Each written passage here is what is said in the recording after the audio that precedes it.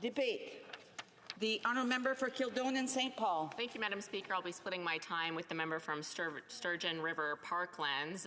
Madam Speaker, we are discussing today a report from the Public Safety National Security Committee about guns and gangs. And frankly, we've been on this for quite some time. We began this study over 3 years ago. And boy, oh boy, Madam Speaker, have things gone downhill since then regarding gangs and guns and gun violence in this country. In fact, over the last 9 years of Liberal government, gun violence is up 116%. 116%, despite all of the announcements and all of the promises, gun violence is up 116% in 9 years. And you can see that every day in the headlines. And in fact, violent crime has doubled in the past 9 years. Sexual assaults are up 75%. Sexual violations against children are up 120%. And so Canadians may be wondering, why is it that their once safe neighbourhoods have become havens for criminals? Why is it that we keep hearing announcements from the Liberals that something is going to be done about gun violence, and yet it's just getting worse? Well, one of the reasons is because of the soft on crime legislation this Liberal government continues to bring forward. For example, starting in 2019, the Liberals brought forward Bill C-75. It was specifically to reform the bail system. And now you may have heard about the bail system from our police and from premiers across the country, because in the last few years, our police associations, our police unions, premiers from every political stripe have been screaming for change from this Liberal government, and of course that's been falling on deaf ears, Madam Speaker. They are demanding bail reform because it is exhausting our police services. They are unable to keep up and keep our communities safe because of the catch and release policies brought forward by Bill C-75.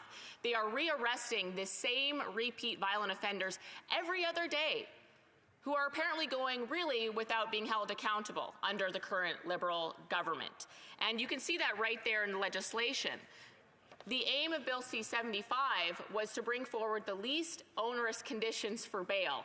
In essence, it made bail the default position for violent repeat offenders. And so, of course, that was in 2019. Here we are a few years later, and the impacts of that legislation have really come home to roost, Madam Speaker. Gangs and those committing violent gun crime in our communities are just getting off scot-free in the revolving door of this so-called justice system under the Liberal government. And we saw just that same year, in fact, Bill C-83 made changes to the parole system so that it was least restrictive. And again, some people may wonder, what do all these things mean? You know, these are legal terms. Unless you're a Crown prosecutor, it's difficult to understand. But for Bill C-83, I'll just talk about a little bit about what the Harper government was doing. And remember, under the Harper government, Madam Speaker, violent crime went down 26%. There was a decrease in gun violence in Canada. And now, of course, since the Liberals came in, it's been over 50% increase in violent crime. And as I said, over 100% increase in gun violence. So if you look at Bill C-83, for example, the priority for parole, again, this is violent offenders in jail with reason, because they've committed atrocities in neighborhoods, because they've hurt innocent people, because they've used guns illegally, they've been involved in gangs, causing crime and chaos in our streets. And under the Harper government, the parole parameters were as follows. The service, the correctional services, uses measures that are consistent with the protection of society. Number one priority, protection of society, staff members and offenders that are limited only to what is necessary and proportionate to attain the purposes of this act. Okay, so the number one priority under Harper, under a tough-on-crime government that saw a decrease of violent crime for parolees, was that the corrections services uses the measures that are consistent with the protection of society. Under Bill C-83, under Liberals, this was changed to the following. The services uses the least restrictive measures consistent with the protection of society, staff members, and offenders. So again, the first priority became the least restrictive measures. That's important in a legal context. That is signaling to the parole board, to the corrections, to judges, to lawyers, the priority is the least restrictive measures. It also facilitated, as we've heard, with the movement of folks from maximum to medium to minimum security. So from maximum to medium, for example, Paul Bernardo, we've heard a lot about this in the last year. Bill C-83 helped facilitate his move from maximum security, where he should frankly spend the rest of his days, to medium security. That was Bill C-83 that further permitted actions like that. And so these are the bills that have an impact. You know, we've debated them. The Conservatives fiercely fought these bills. We said this was going to happen, and of course, it did happen. And then since I've been elected, Bill C-5 passed in 2022. This astoundingly had soft on-crime measures for criminals committing violent acts with guns. It removed mandatory prison time, mandatory jail time, for individuals that committed drive-by shootings, for example, robbery with a gun, extortion with a gun, discharging a firearm with intent to injure, using a firearm in a commission of offense. All of these things had mandatory prison time. You did this horrible crime, you endangered your neighborhood and your community, you were going to jail, for sure. You're being removed from society for a while, rightfully so. But Bill C-5 took away that requirement and in fact codified house arrest for a number of offenses like sexual assault. So again, you can rape someone and serve your sentence in the comforts of your home. That is the priority of the Liberal government, Madam Speaker. Bill after bill after bill, making parole easier to get for violent offenders, making bail easier to get for violent offenders, having less accountability and less jail time for people who commit gun crime. And now we have police associations across the country calling out the Liberal government for their lack of action. Actually, that's not true. They have done a lot of things, haven't they? They have done a lot of things on guns.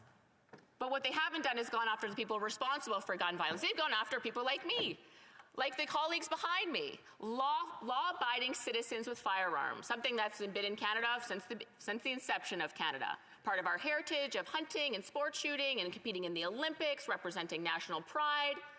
That's been the target for Liberals over the last 9 years. People like us, people innocent, law-abiding Canadians who, in fact, are the least likely to commit crime. And why is that? Well, they're heavily vetted by the RCMP. They're tested. They're trained.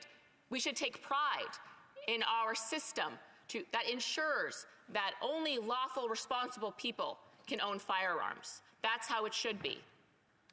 And yet those people have been the target and the punching bag repeatedly by the Liberal government. Over and over, they fought election platforms targeting these people. Our hunters, Grandpa Joe and his hunting rifle, have been the #1 target of the Liberal government over the last 9 years. Meanwhile, gang violence is up, violent crime is up, gun violence is up.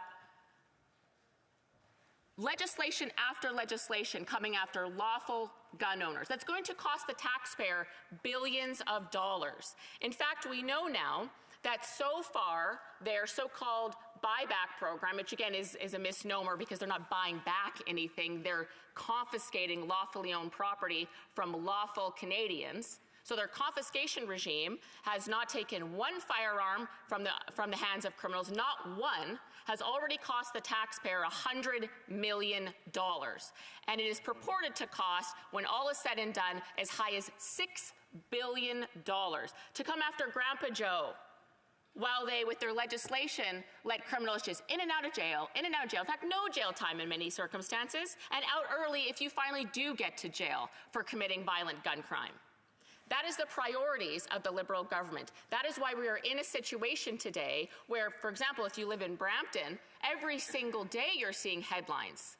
And the police, who are on the front lines of this, risking their lives every day to protect society, saying goodbye to their families in the morning and praying that they come home. They have to face these gangbangers every day. They know them on a first-name basis because they've arrested them so many times.